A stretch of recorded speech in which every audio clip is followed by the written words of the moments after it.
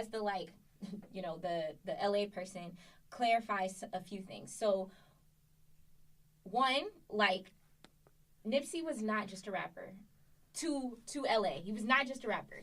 He was a leader, socially and politically. He was doing, the stuff that he was doing in the community was crazy. Nobody else was doing it. So, building STEM programs, putting up housing complexes, the money that he was giving back. Like, this was not a wealthy man. This is not an A-list celebrity. He was creating jobs. Yeah, like creating opportunities. He had a car wash, barbershop, his marathon clothing store. So employing formerly incarcerated people.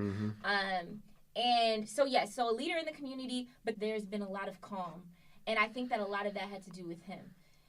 Which, since he was killed, there have been maybe 10 murders since then.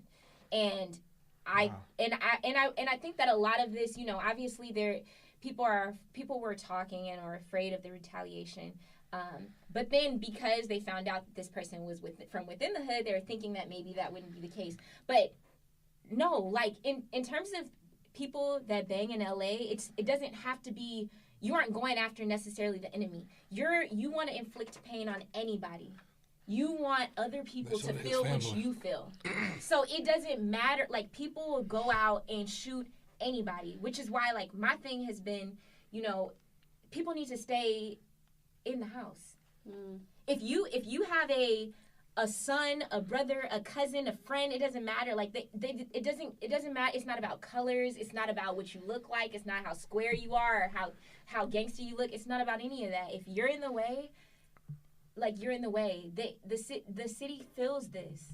But don't you think that that's one of our as Black people, that's one of our main issues? Yes. I'm glad that you're taking it. It's horrible, and what's the main issue? Senseless what happened to Nipsey, but like she just said that there's been several other murders since Sunday. Yes.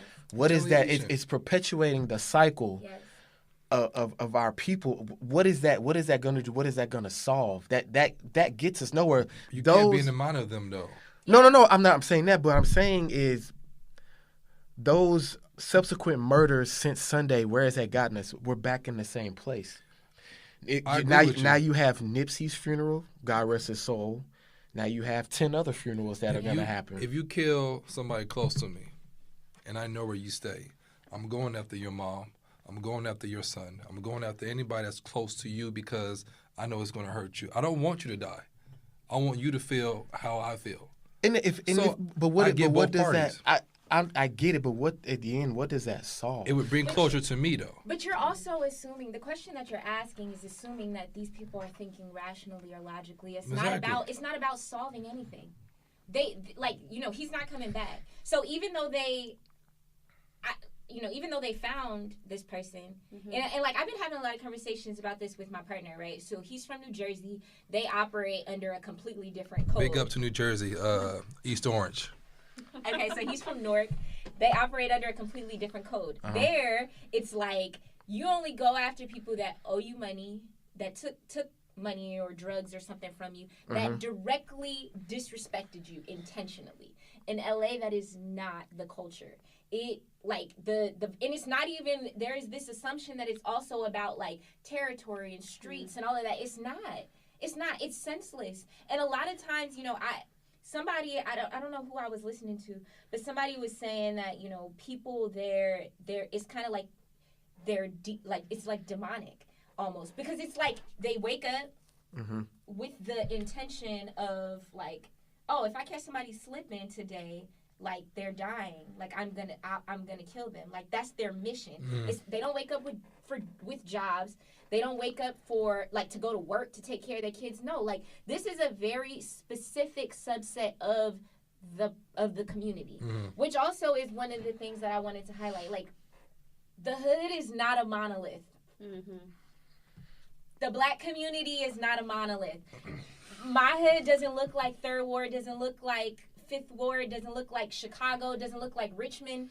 Like, even, like, I'm from Compton. Compton doesn't look like South Central. South Central, like, this area where they killed him, that's probably one of the most violent, I would say the most violent, like, districts in LA. And they've been chilling for the last few years because of him. And there have been like in these yesterday, like major like people that are, I guess, like they're not retired. You can't retire from gangbanging, but like people that are not really active anymore, but that are very well respected, have been saying that, you know, there are going to be thousands of people over this summer that are going to die because of this. But you know, like every summer, what is that going to solve? But it's not going to solve anything. But when are we? It's an emotional thing. Yeah, I get it, but when are we going to say killing each other isn't getting us nowhere? Why kill to begin with, though? He started. Somebody has to finish it, bro. It doesn't. No, nobody has to finish it. It does. But we're not talking. Like I said, we're not talking about rational people. We're not talking about people that are trying to make the community better. The person that was trying to make the community better, that they respected and they saw the light in him, that he was killed. Right. So now it's like, well, you know, it's kind of like I equate this, and it may not be like this for people that are not from LA, but he was kind of like the Martin Malcolm of the community. That's and a so high once praise. you take that person, then what?